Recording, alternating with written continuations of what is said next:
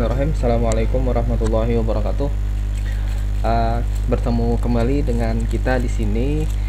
Tema kali ini kita akan membahas bagaimana cara menulis kritik, dan beberapa pertemuan kemarin kita telah membahas bagaimana cara menulis paragraf, bagaimana cara menulis tulisan-tulisan yang keliru itu seperti apa.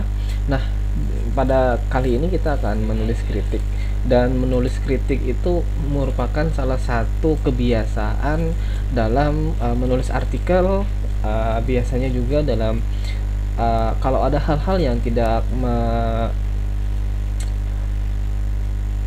sesuai dengan apa yang seharusnya, itu biasanya menjadi kritik, atau bisa juga kita memberikan suatu solusi, tapi caranya dengan melalui kritik itu sendiri. Di sini mengapa sebenarnya kita perlu menulis kritik? Yang pertama, gunanya untuk menganalisis dan bagian dari evaluasi terhadap sesuatu, entah sesuatu itu apa saja, terserah, entah itu pola pikiran, entah itu pola pembahasan, ide, struktur gagasan. Nah, kalau dalam kepenulisan, selain itu juga dengan menulis kritik kita akan mampu meningkatkan suatu pemahaman atau juga memperluas apresiasi kita terhadap apa yang sedang kita baca, apa yang sedang kita tulis, dan apa yang sedang kita utarakan.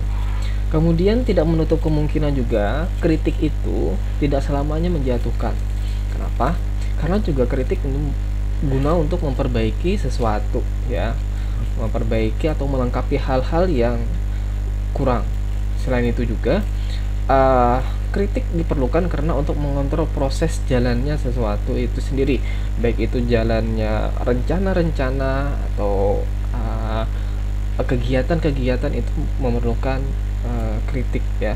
Supaya apa? Supaya perencanaan kegiatan atau hal-hal apapun itu bisa sesuai dengan apa yang kita inginkan, atau bisa dia berjalan pada real yang telah ditentukan, dan juga memberikan jalan alternatif atau solusi terhadap suatu masalah yang sedang dihadapi. Nah, itu mengapa perlu menulis kritik. Alasan-alasan ini tentu hanya sebagian besar saja, dan masih banyak alasan-alasan lain mengapa kita perlu kritik, ya, untuk membangun suatu pemahaman supaya kita mau berjarak dengan hal-hal yang kita baca. Itu juga memerlukan kritik terhadap sesuatu itu sendiri. Nah, adapun penulisan, struktur penulisan kritik itu ada beberapa tahap. Yang pertama, tidak istilahnya, namun perlu diingat, ya, perlu diingat di sini tidak ada satupun struktur yang baku, yang rigid tentang kepenulisan kritik itu sendiri. Tergantung subjeknya mengkritik tentang apa, menginginkan apa, dan seperti apa. Itu tergantung, ya, tergantung penulisnya. Namun secara umum kritik itu ditulis berdasarkan 5 bagian berikut ini. Yang pertama ringkasan atas bacaan atau teks yang akan kita kritik. Setidaknya kita itu mampu meringkas bacaan-bacaan, kemudian kita simpulkan. Nah, dari kesimpulan itu baru kita membangun suatu kritik. Nah, kemudian kita menawarkan suatu penjelasan pendukung, ya, baik itu berupa contoh, kasus, atau data yang disajikan oleh bacaan atau teks tersebut. Setelah kita ringkas, pastikan kita menyuguhkan suatu penjelasan pendukung, baik itu berupa contoh atau kasus data yang ada di dalam teks bacaan kita itu sendiri. Nah, yang ketiga itu pastinya kita langsung mengkritik atas bacaan teks itu, apa yang kurang, sebagaimana seharusnya, apa saja yang harus dievaluasi, apa kesalahan-kesalahan dalam teks tersebut. Itu yang harus kita kritik, bagaimana seharusnya. Nah, setelah kita mengutarakan penjelasan kritik tersebut, maka penjelasan selanjutnya itu kita menjelaskan penjelasan pendukung, beberapa contoh kasus atau data untuk mendukung kritik dari kita itu sendiri. Supaya apa? Supaya kritik kita itu tidak kosong. Nah, tidak kosong dan kalau istilah biasanya tidak asbun. Dan yang terakhir strukturnya adalah penutup, berupa afirmasi atau rekognisi atas bacaan kritik tersebut, baik itu rekomendasi bisa, masukan bisa, bahan evaluasi bisa. Namun di sini harus kita harus kita perhatikan dalam menulis kritik itu harus memakai struktur tulisan yang sopan, ya, yang sopan, yang terstruktur, dan juga bisa diterima dan bisa dipahami oleh pembaca itu sendiri. Nah, ini beberapa isi dari struktur kepenulisan kritik itu sendiri. Selanjutnya, nah, tentu ya, untuk menulis kritik yang baik, syarat utama yang harus dimiliki oleh pembaca, ya, itu adalah pembacaan kritis. Nah, pembacaan kritis atau critical reading. Kenapa? Karena kita tidak mampu membangun suatu kritik kalau kita sendiri saja tidak bersikap kritis. Tanpa kemampuan membaca kritis, sangat sulit untuk menulis kritik atas bacaan atau pola pikir atau ide. Bagaimana membaca secara kritis akan dijelaskan lebih lanjut, ya, dalam slide-slide selanjutnya ini. Selain membaca kritis, syarat lain yang harus dipenuhi adalah pengandaian non-real dan ekspresi evaluatif, ya. Itu nanti akan kita jelaskan. Yang dimaksud dengan pengandaian non-real adalah kalimat-kalimat yang mengandaikan rekomendasi terhadap penulis teks asli untuk membuat teks tersebut menjadi lebih baik. Kita mengandaikan saja, namun pengandaian itu harus besertakan dengan contoh. Lebih berguna, lebih holistik, komprehensif, dan seterusnya. Sementara itu, ekspresif evaluatif juga merupakan bagian dari kalimat yang di dalamnya terdapat pernyataan evaluatif. Nah, pernyataan evaluatif itu bagian dari kritikan membangun. Artinya, tulisan kita itu tidak hanya mengkritik kesalahan-kesalahan, tapi kita juga mampu memberikan evaluasi terhadap apa yang seharusnya diperbaiki, apa yang harus ditonjolkan dalam tulisan tersebut. Terhadap evaluatif atas bacaan yang dikritik itu sendiri. Jadi bahan evaluasi kan jadinya tuh. Kemudian, nah, di sini contoh-contoh pengandaian non-real tadi. Namun perlu diketahui, pembacaan kritis, ya, cara membaca kritis itu tidak bisa kita langsung bisa secara bim salah bim abrakadabra. Namun yang perlu diperhatikan adalah pembacaan kritis itu harus dibiasakan dari sejak sedini mungkin. Nah, itu pengandaian non-real. Adapun contoh pengandaian non-real atau pengandaikan sesuatu itu adalah artikel ini atau tulisan ini akan lebih baik atau lebih menarik jika penulisnya menyertakan data lengkap tentang sejarah berdirinya kerajaan tersebut. Nah, yang lebih menonjolkan di sini adalah kata akan lebih baik, ya. Kemudian jika, dan juga menyertakan. Nah, ini merupakan sesuatu masukan terhadap suatu kritik melalui pengandaian non-real.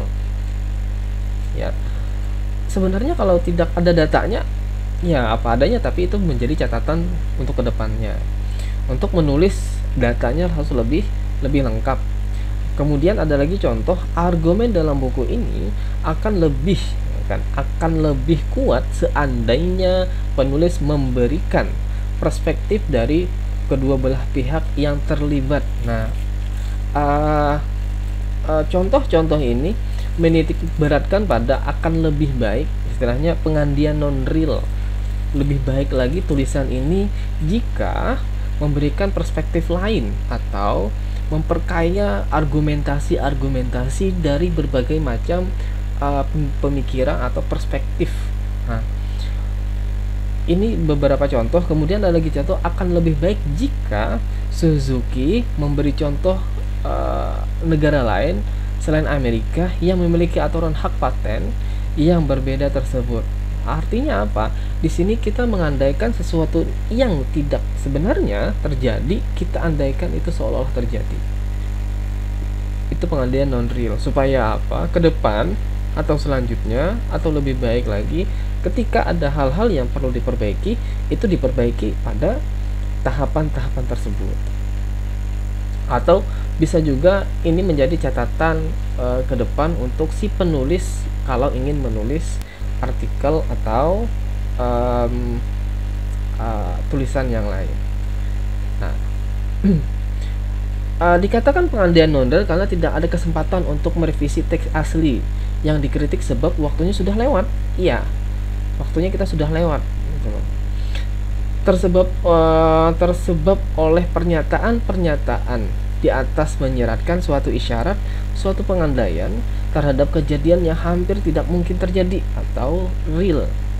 Para filsuf dan linguistik sering menyebut hal semacam itu sebagai counterfaktual atau faktual balasan, ya. Istilahnya sesuatu terjadi, kita tidak bisa lagi memperbaiki sesuatu yang sudah telah terjadi, namun kita untuk mengevaluasi, untuk mengkritik itu kita harus memberikan suatu pengandaian non real atau pengandaian tambahan untuk supaya bisa membandingkan sebagai pembanding dari hasil tulisan yang telah lalu, yang diharapkan akan menjadi yang akan terjadi di masa yang akan datang, ya kan. Itu biasanya pengandaian semacam ini dalam laporan penelitian diletakkan di bab penutup, khususnya di bagian rekomendasi atau saran itu sendiri. Nah, meskipun memberikan informasi penting tentang peristiwa tersebut, artikel ini seharusnya juga melengkapi data dengan latar belakang historis tentang mengapa ada kejadian teror di sana. Ini merupakan salah satu contoh pengandaian non real terhadap suatu kejadian. Kita tidak bisa menafikan, kita tidak bisa merevisi tulisan yang sudah terbit, namun kita harus mampu mengkritik, setidaknya ya, mengkritik terhadap tulisan-tulisan yang telah lalu. Menyiapkan data tentang alasan konsumen melihat produk itu bisa sangat berguna untuk kelengkapan argumen yang dibangun oleh artikel ini. Ini juga merupakan bagian dari contoh pengandaian non real. Supaya apa? Supaya tadi kedepannya itu si penulis lebih teliti, lebih jeli lagi dalam menulisnya. Kemudian dalam sengaja ada ekspresi evaluatif. Ekspresi evaluatif di sini sangat lazim ditemui pernyataan evaluatif atas teks yang dikritik. Nah, ini merupakan bagian untuk supaya dalam kepenulisan kita tidak hanya mengkritik tetapi juga mengevaluasi, memperbaiki. Tidak hanya menjatuhkan tetapi juga kita harus membangun, ya. Pernyataan evaluatif adalah pernyataan untuk menilai kualitas teks tersebut berdasarkan kriteria kritiknya. Contoh, dalam artikel yang informatif namun miskin analisis, The Crab menyatakan bahwa bla bla bla seterusnya. Nah, yang perlu digarisbawahi adalah dalam artikel informasi yang informatif, ya. Oke, kita ini salah satu cara mengkritik secara halus juga menjatuhkan, istilah kasarnya, ya. Namun secara halus gitu loh, ya. Kita memuji kemudian kita kritik. Artikel yang sangat informatif namun miskin analisis. Nah, dengan kata lain apa? Dengan kata lain, suatu artikel ini dia sangat informatif namun analisisnya masih kurang. Nah, di situ diharapkan kedepannya kalau kita kalau si penulis ini ingin menulis kembali, diharapkan analisis data itu lebih diperkuat. Contoh lain, dalam monograf yang komprehensif namun tampaknya ditulis secara terburu-buru. Nah, ini juga bagian dari bagaimana sih ekspresi evaluatif terhadap suatu bacaan, terhadap suatu tulisan yang ingin kita kritik gitu loh. Supaya apa? Supaya kritik kita itu terstruktur, tertuju dengan tepat apa yang hendak kita inginkan, apa yang hendak kita sampaikan. Tulisan yang contoh selanjutnya, dalam tulisannya yang panjang namun penuh dengan argumen yang inkonsisten. Ini juga bagian-bagian contoh ungkapan untuk apa? Untuk mengevaluasi suatu tulisan atau suatu artikel, atau bisa bahkan ide buku di dalam suatu buku. Nah, adapun contoh kata evaluatif itu biasanya banyak ya, diantaranya ambisius, berskala kecil, menarik namun, nah itu menarik namun tidak terlalu memberikan suatu informasi yang rigid, bisa menarik, elegan, kompleks, namun nah hal-hal semacam ini yang perlu kita latih dalam menulis atau bahkan menyampaikan suatu argumen, supaya orang yang mendengar, orang yang membaca itu tidak terkesan kita itu menjatuhkan suatu tulisan, namun pada sebenarnya kita melakukan evaluasi terhadap bacaan itu sendiri atau tulisan itu. Dalam artikel atau opini monogrup yang bisa berskala kecil, kurang menarik, elegan, apa segalanya, nah saya ide Sapotro memberikan suatu argumen balasan bisa. Nah, hal-hal semacam ini yang perlu kita latih ya. Kita latih dalam kepenulisan supaya apa? Supaya kritik, masukan, ekspresi evaluatif itu tersampaikan kepada penulis. Nah, ini dia. Membaca kritis. Salah satu prasyarat untuk menulis kritik adalah membaca kritis teks yang hendak kita kritik itu. Kita tidak mungkin memberikan suatu kritik kalau kita hanya saja tidak bersifat kritis. Membaca kritis bukan sekedar membaca untuk keperluan menambah informasi. Ingat, membaca kritis bukan hanya sekedar membaca untuk menambah keperluan informasi, menarik kesimpulan. Ia bahkan semacam kerja analisis dan evaluasi terhadap buku, artikel, atau media apapun. Nah, kita tidak hanya semata-mata menerima suatu informasi, tapi kita juga di situ ada peran, ada filterisasi dari kitanya. Supaya apa? Supaya kita melakukan evaluasi atau analisis, kerja analisis untuk apa ya istilahnya, untuk mengevaluasi dari keseluruhan bacaan yang kita baca itu sendiri. Karena kritik membutuhkan kerja keras analisis, maka kita seharusnya memahami materi dalam buku atau artikel tersebut dan mengetahui bagaimana menganalisis dan mengevaluasi materi tersebut berdasarkan kriteria yang sesuai. Nah, ini bagian dari cara membaca kritis. Kita tidak hanya menambah informasi, tetapi juga kita menganalisis dan mengevaluasi apa yang kita baca. Membaca kritis tidak cukup hanya memahami apa yang dikatakan oleh penulis teks. Ya, kita tidak hanya cukup ya untuk menerima informasi apa yang ada di dalam buku, artikel, atau bahkan teks, tetapi juga menantangnya, mencari kelemahannya secara tepat, menguji bagaimana teks tersebut disusun, apakah terstruktur atau tidak, sekuat apa sih bukti yang disuguhkan di dalam teks-teks tersebut, bisakah bukti atau argumen itu dibantah, setepat apa metodenya, kerangka teorinya, kesimpulannya, dan seterusnya. Itu juga merupakan dari bagian-bagian yang perlu kita garis bawahi, inti untuk membaca kritis. Metodenya apa, datanya seperti apa sih sebenarnya, teori apa yang dipakai, kemudian buktinya sekuat apa sih dia menyuguhkan bukti-bukti yang ada di dalam teks tersebut. Nah, itu. Nah, kemudian adapun struktur. Nah, ini yang perlu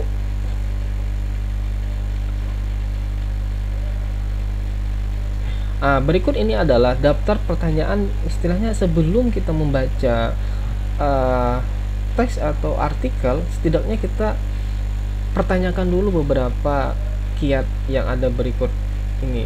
Yang pertama, struktur ya. Jadi kalau dalam membaca kritis itu perlu kita mengetahui jenis teks tersebut apa, sumber primer kah yang dipakai atau sumber sekunder atau penelitian original kah, atau hanya sekedar komentar atau atas penelitian, atau hanya sekedar ini, hanya sekedar mengutarakan ide-ide yang ada dalam pikiran. Itu strukturnya. Nah, kemudian di dalam struktur itu bagaimana juga teks itu disusun, ya. Dan ini yang perlu kita pahami secara umum, ya. Apakah ada bagian teks tersebut yang disusun dengan kurang baik? Itu juga bagian yang harus kita perhatikan.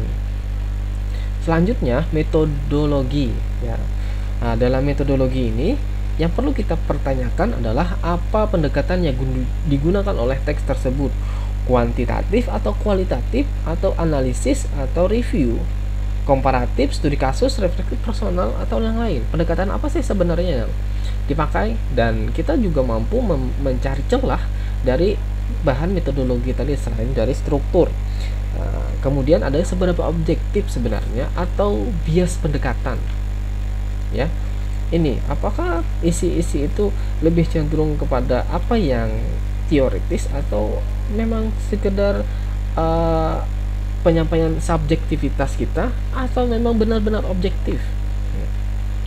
Kemudian yang selanjutnya, apakah hasilnya valid atau reliable, hasilnya apakah bisa dibuktikan tidak, dan apakah kerangka analisis atau teori yang digunakan itu untuk menjabarkan hasil penelitiannya sesuai dengan apa isi dari isu-isu, ya, apa yang isu yang terjadi. Kadang pendekatannya benar tapi isunya tidak tepat dengan pendekatan, itu juga akan bermasalah. Ada juga hal-hal yang bersifatnya kesalahan dalam memilih pendekatan, itu bisa terjadi dalam suatu riset-riset atau metodologi yang dibangun oleh para akademisi. Selanjutnya, ini alasan atau bukti. Apakah masalah dalam teks tersebut diuraikan sangat jelas atau tidak?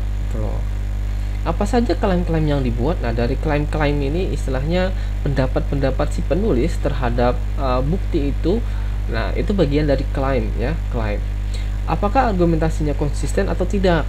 Kalau siapa tahu kan di atasnya tidak menyetujui, ujung-ujungnya apa? Setuju. Kita harus juga mencari alasan, dan apa jenis bukti yang terjadi di landasan teks tersebut, apakah empiris kah, statistika, atau hanya sekedar penyampaian logis dari penulis. Kemudian seberapa efektif bukti tersebut mendukung argumen, itu juga perlu. Makanya kan tadi kita harus dalam kritik, dalam meringkas, kita harus menyertakan contoh atau bukti, dan kritik kita pun juga harus menyertakan contoh atau bukti supaya apa? Supaya ada pembanding gitu loh. Apakah ada kesenjangan dalam bukti yang diajukan itu sendiri? Nah, ini juga bagian dari penting dalam kepenulisan kritik, alasan atau bukti yang ada dalam diri kita atau kritik kita itu yang kita bangun. Dan yang terakhir itu adalah kesimpulan. Nah, dalam kesimpulan kita harus juga mampu menekankan data. Apakah data yang disajikan teks tersebut mendukung kesimpulan yang kita tarik?